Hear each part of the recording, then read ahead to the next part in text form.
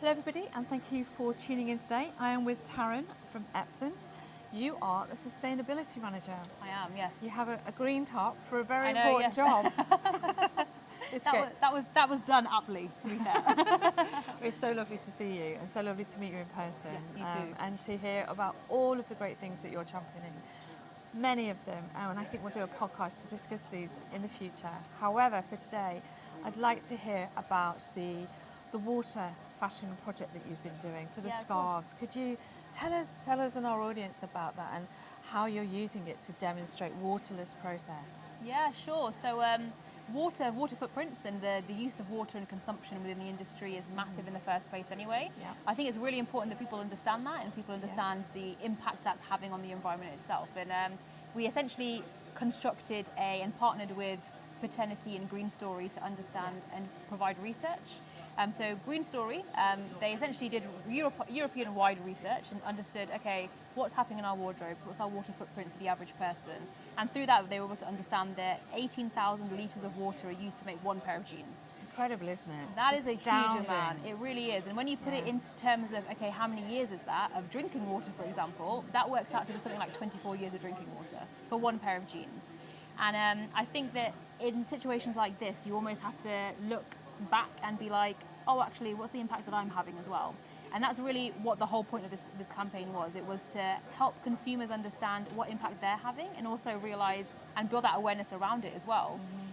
So that Green Story information and the study that we've done through that is to really start that conversation up. Yeah. But what we've done is partner with Patternity to essentially show that there is an alternative. There is an alternative way to doing things like printing and printing on scarves and dyeing stuff as well. Yeah. And what we did is we have 4 silk scarves that we've created, and they're all each based on a waterway or a body of water that we have from each of the European countries that we retail in. Yeah. One of them being Thames Dark Waters, for example. Okay. A nice scarf, yeah. I actually looked at it and I was like, maybe I'll get it as well. But it's good to do that because it resonates. It means something to the It audience. It does. It becomes personable as well. Absolutely. This is it. And then we also printed on that using our Monna printer as well. And that's able to reduce the consumption of water down. So you're using pigment inks. Exactly, yes. Yeah. And we're able to reduce the water consumption down through that by 96%. Which is significant. Significant. And if we were to look at that in terms of the 18,000 litres of water, that's a huge impact that you're having then. So I think it's really important for us to have that conversation and make that conversation brought to the forefront as well. And I think, it's something that we talk about all the time. Unless we share our knowledge and open those conversations, it's impossible. Today we're here with Nottingham Trent University, which is all part of the project with Epson for sharing knowledge. How on earth are they expected to learn these things? How on earth are they expected to ask the right questions of their suppliers? What technology are you using?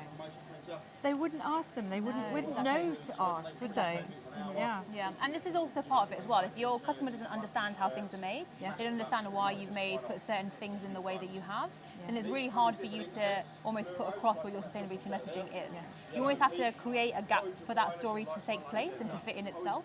And that's really, really important. And I think that by having the day like today, by having students here today, as consumers, they can understand what their impact is, but then also as possible business owners in the future as well, they can also understand, okay, there are alternative ways I can print my textiles, for example, to be able to have less of an impact as well. So it's about instilling it first in the business before it started, instead of getting further down the line and then being a very large conglomerate, for example, and having to implement it later. Yeah, because it just becomes a matter of scale.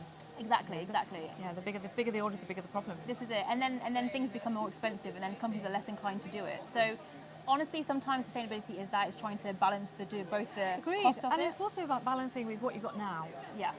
Rome wasn't rebuilt in a day. Exactly. It's the same with recycled polyesters and things like that. There are often new biomaterials. There are often supply chain issues with these things. So sometimes you'll find the smaller brands using them because the larger brands can't, because the volume isn't there. But then equally, those materials are starved from hitting mainframe because the orders aren't big enough in order to generate the volume that the whole industry needs. And a good example of that is the wall covering industry. So when people started printing, and we've got lots of wall covering technologies in here too, when they first started printing wall coverings, the only way to get to the substrate was to buy it from the mass manufacturers and buy 3,000 metre reams. I see, okay. And then as the technology disrupted the marketplace more, you can buy a 25 metre roll of pretty much anything now. And you can also buy beautiful grass cloth papers and all sorts of wonderful substrates.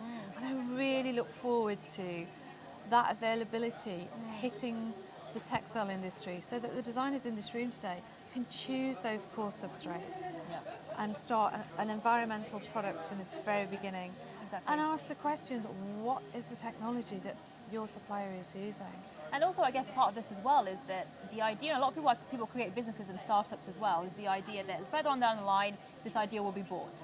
If you're already instilling sustainability into your startup idea and you're selling that idea of sustainability to someone, to a larger conglomerate, for example, then they're buying into that sustainability as well. And they don't want to lose that brand essence by absorbing your company as well and getting rid of that part of it altogether.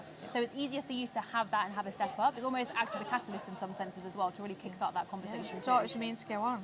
End waste. Exactly that. This is it. This is it. There's a Japanese saying, motonai, I think it's called. Okay. I think I probably pronounced that incorrectly. Okay. But it's regret over waste. And it's essentially a philosophy that they live by. And I think that resonates with us as a company, but also with people in general, because you wouldn't make a meal and then throw it in the bin. So why would you do the same with the textiles that you print as well? Exactly. So yeah, it's all about understanding that and understanding your impact and saying, okay, there is a difference I can make in my own decisions that I make day to day. And that might be small decisions, but everything's going to build up to a bigger picture eventually as well. It is, yeah, it is. Well, thank you so much for your time Yes, today. no I worries. really look forward to re-engaging for a deeper conversation in a podcast very, very soon. That's great. So thanks to everybody for listening, and thank you so much for hosting all of the graduates today, or the soon-to-be graduates. Yes, definitely. Who are the future of our industry and so important. Agreed, yeah, perfect. Thank Thank you you very much. Thank you.